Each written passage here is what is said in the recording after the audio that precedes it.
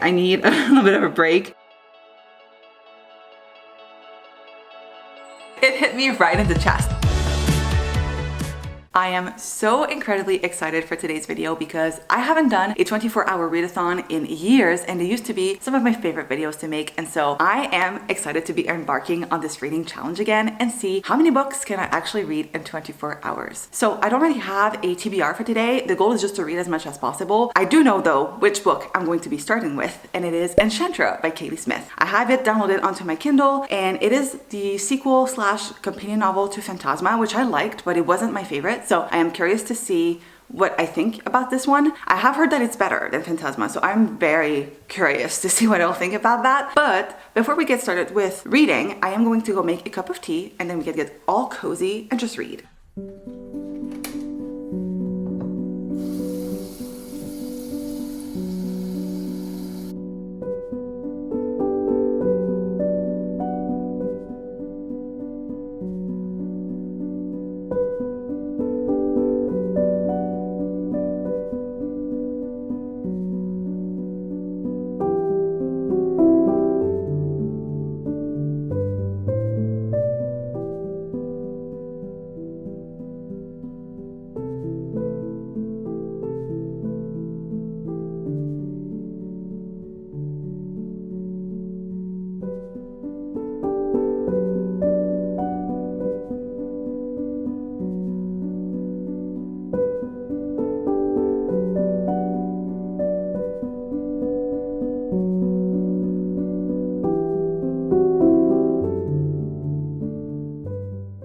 We are officially 3 hours and 45 minutes into the readathon, and I'm starting to feel hungry, so I think it's time for lunch. And I think I'm going to make this salad that I saw on Pinterest. It had arugula, prosciutto, tomatoes, peaches, blueberries. I don't know, it just sounded really yummy, and that's what I'm in the mood for, so we're gonna make that. And let me just tell you where I'm at with Enchantra. So I am 53% of the way through, and so far I'm definitely enjoying it more than I did Phantasma. The vibes are immaculate. Kaylee Smith is able to craft this atmosphere, and while Phantasma was really gloomy and gothic, Enchantra has similar vibes, but it's more spring light. It's more light, it's fun, there's a hide and seek game. I'm really enjoying it. The stakes are high, but it's really fun, and so far I'm liking the chemistry between our two protagonists. In Phantasma, I liked the chemistry between the main couple, but I felt like they got together really quickly, and it kind of made me enjoy the story a little bit less from now on because it felt very insta-lovey. In Enchantra, I feel like they have chemistry, and I don't know, it kind of builds up. There's this tension. I really like it. I think I might end up enjoying this one more than I did Phantasma. So far, I'm really obsessed with it. I'm really liking it, and I understand the hype. So now I'm gonna make this salad because I didn't actually cook, as you can tell.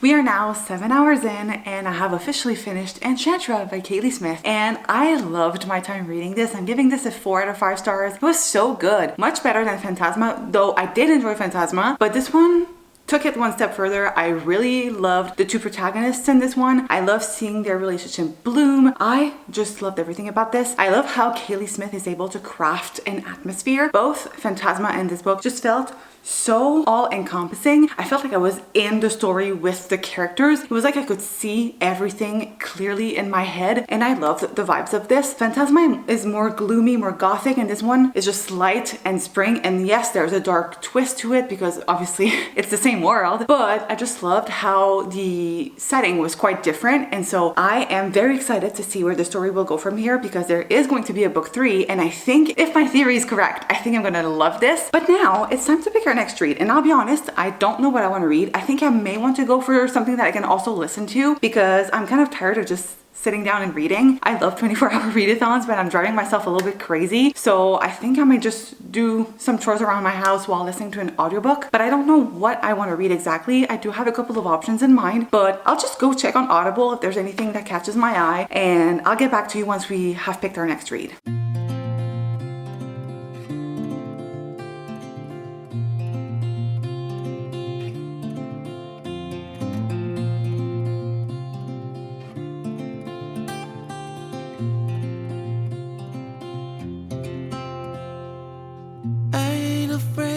The dark, 'cause once you let the light in, you won't see the beautiful stars shining down from afar. No, I ain't afraid of the dark. We are now a little bit under 10 hours in, and I just finished reading Two Can Play by Ali Azawood. Oh my god, I am obsessed with this book. It was so good. It's obviously getting a 5 out of 5 stars for me. I cannot believe how good Ali Azawood can write romance. Every time I blast it away, I'm obsessed with her. I love all of her books. I'm a Ali Azawood stan, and this one was no different. So I don't know why I expected to not love this one as much as I did, but it was so good. Basically, it follows two people who work in the video gaming industry, and they work at rival studios that have to come together for a project that their studios are going to be collaborating on. There's been kind of bad blood between these two characters, and they're forced to work together, and oh my god. I loved it so freaking much. I don't listen to a lot of romance audiobooks. I prefer usually to read it on page, and I'll be honest, the smutty times were a little bit awkward for me to listen to just because I'm not used to this format, but other than that, it was impeccable. I loved it. If you're a Ali Azawood fan, I think you're going to love this one. Anyway, we're now in the library room because I need to pick my next read, obviously. And I'll be honest, I don't know what I'm in the mood for. I think I might want to read more romance, but I don't have a ton of physical reads when it comes to romance. Like, I have a couple of books that I might be interested in, including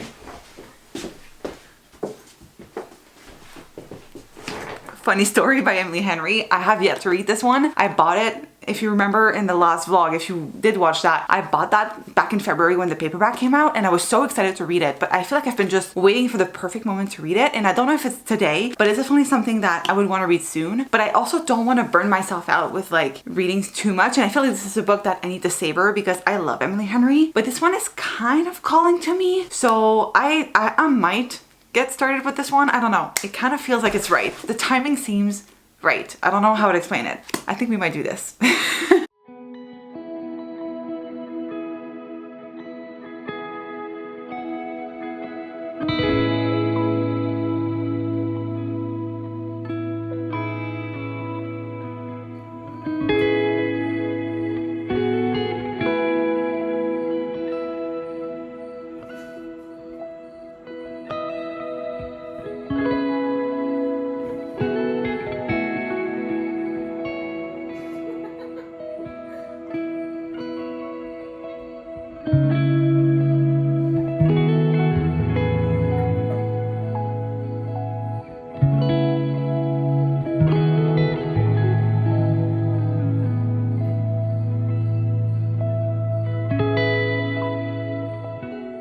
Good morning. It is the next day. Last night I stopped reading after 12 hours and 11 minutes, and so I pressed pause on the timer because I figured that it wasn't fair to count my sleeping time towards this readathon, and so I'm excited to get started again today. I have made quite a bit of progress towards Funny Story. I'm now on page 144, and obviously I'm obsessed. I mean, it's Emily Henry. What was I expecting? What I did not know is that this is actually a fake dating story. I wish I'd known. I think I would have picked this up a lot sooner, but anyway, it is fine. I'm now reading it and I'm having a grand time. Basically, we're following Daphne, and Daphne is a librarian, but her fiance left her for his best friend, and she then has to move, and she moves in with, I guess, like the best friend of her fiance boyfriend. So there's like a complicated relationship. Both of them basically got left for the other person, and so now they decided to make the most of it and live together. And so it's forced proximity. It is also fake dating because they've been invited to the wedding of those two people, and they're like, what the fuck, like why would we get invited? But they decide to make them pay for it and like team up to kind of just make them regret. And so far I'm having a grand time. It's Emily Henry. I'm just flying through this. I've been laughing, I've been smiling. This just is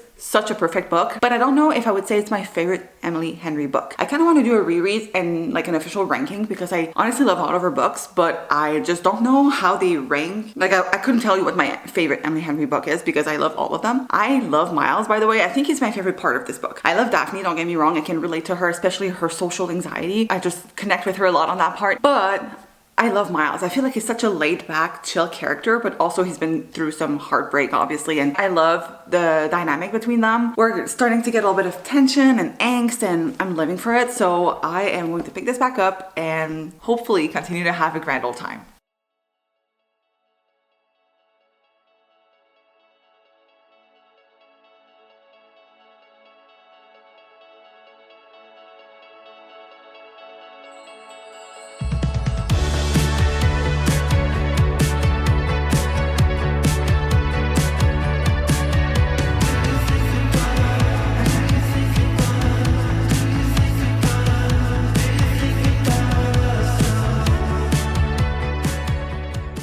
We are 15 hours and 38 minutes into the readathon, and I have officially finished Funny Story by Emily Henry. And this book destroyed me. I was bawling my eyes out. I honestly should have filmed my reaction, but I don't know that I would have been comfortable just showing how much I was crying because like, what the hell? It's called Funny Story. It's supposed to be lighthearted. Like I know Emily Henry and I know that I always cry reading her book, so I don't know why I was expecting this one to be any different, but it's funny how my reaction was so different like at the beginning of the book and at the end, because you saw me, I was giggling and kicking my feet, and at the end I was just crying so much because I felt so seen in this book. Daphne and I were the same. And I don't know if that's a good thing or a bad thing, but I feel so connected to her feelings, especially about being wanted and just the way she interacts with other people. I feel seen, and it's probably the character that Emily Henry has written where I connected the most, because here's the thing, I always manage to connect with Emily Henry's characters. I feel like she's really good at crafting people that just feel real. The characters like fly off the page. I definitely could see this being a real thing, but this one, oof, I don't know what she put in this one, but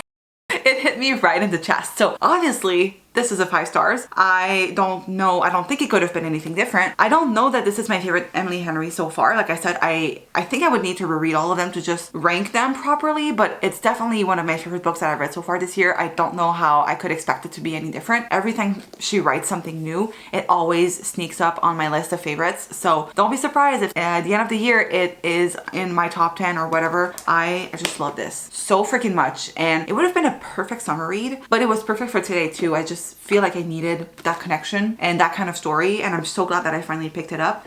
Ugh, I loved it. I'm obsessed. Now I am ready to move on to something else. We still have like 8 hours left of the readathon if I calculated correctly, so definitely need to pick up this theme. I am already like 3 books in. It's really great. I'm excited to continue reading, but I think now I kind of want to read something via audio because I do have some things to do around the apartment. Like I need to wash my bed sheets because I didn't make my bed this morning because I knew I needed to wash them. I need to fold some clothes, like I have some laundry to do as well, and just need to do a couple of chores around the house. So we might just pop in an audiobook. I just don't know exactly what I'm in the mood for, but I did see a couple of Cara Bastone audiobooks on my Audible app that I had like gotten with a credit, but I have yet to listen to, and I listened to Maybe This Time, and I absolutely loved the audio for this. And I feel like all of her audios are meant for the audio format, meaning that it's really told in a way that there's like multiple narrators, that they're talking to each other. Like it feels like I'm listening to a radio show rather than an audiobook, if that makes sense. So I think I'm gonna pick up one of those. The ones that I've seen are like about 5 or 6 hours, and I feel like I could definitely read that quickly since I usually listen on 1.75 speed, and that would allow me to get productive, also move a bit because I've been sitting a lot, and while I enjoy sitting and cozying up while reading, just need to move my legs a bit. So I think that's what I'm gonna do.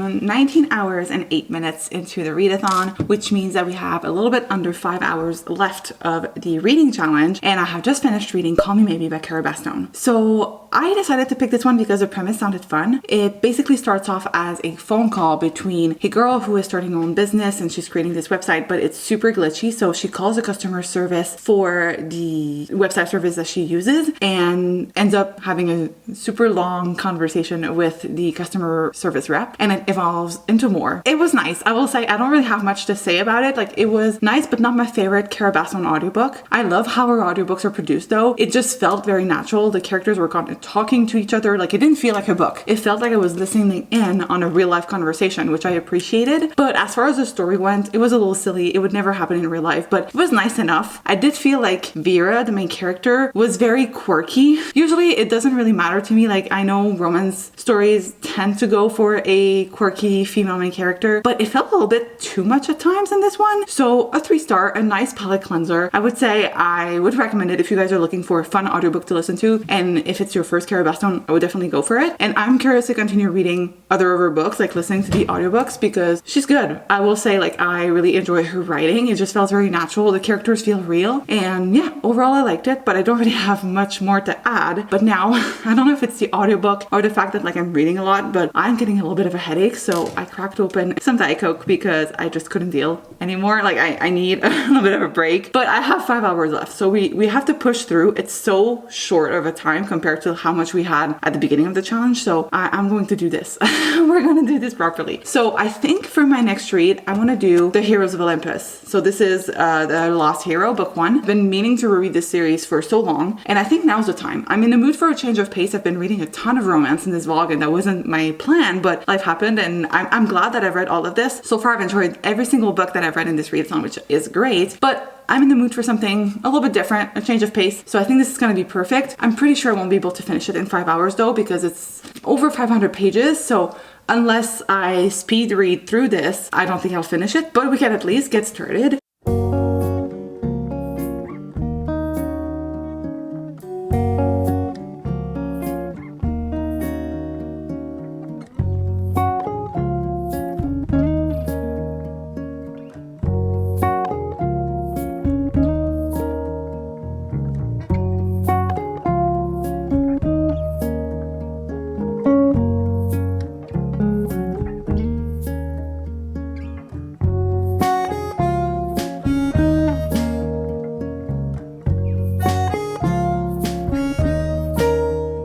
I can remember now why Leo is my favorite. He's so funny.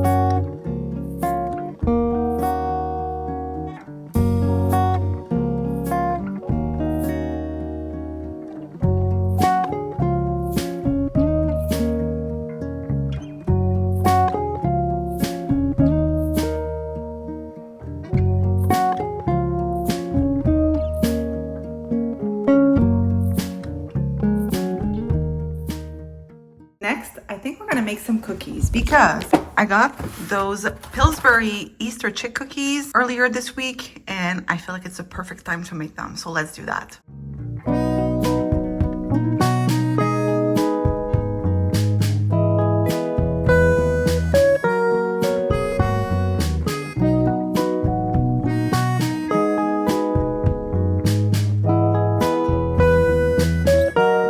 The cookies are ready.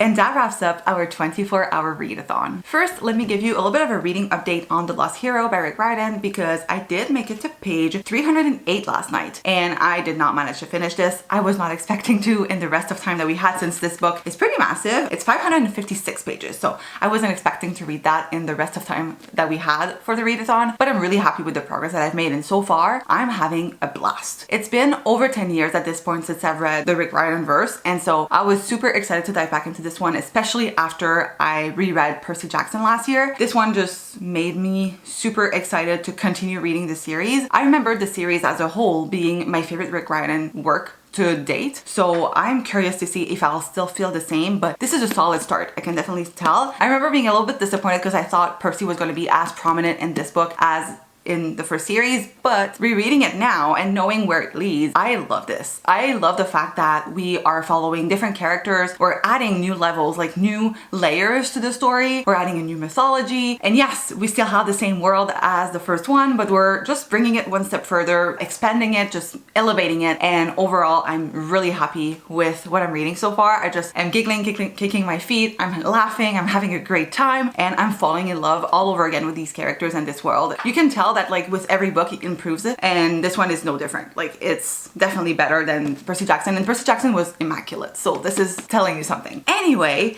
let's recap everything that I've read in those 24 hours. First, I want to say I've had such a great time doing this. It's been so long since I've done a 24-hour readathon, and this experience that I just did made me want to do it again. Honestly, I don't remember the last time I had so much fun reading, and it kind of makes me glad to be in my reader era again, because for a while I kind of lost touch with that part of myself and with everything that I've read. And I don't know, lately I've just been in a great reading mood, and I'm so glad that this readathon just made me want to continue reading. Usually after those, I remember being super drained and not wanting to pick up a book, but now it's the opposite. I'm like, let's continue. I'm on a great kick, great momentum. I'm super happy with everything that I've read. I feel like I had such a great experience as a whole. We had 3 to 5-star reads, just overall falling in love with reading again. So I'm really happy with the way this turned out. Now, let's recap, shall we? First, I read Enchantra by Kaylee Smith, which I gave a 4 out of 5 stars, and this book took me 6 hours and 53 minutes to complete. Not too bad. Then, I picked up Two Can Play by Ali Azawood, which I gave a 5 out of 5 stars to, and this one took me 2 hours and 56 minutes to read. Then,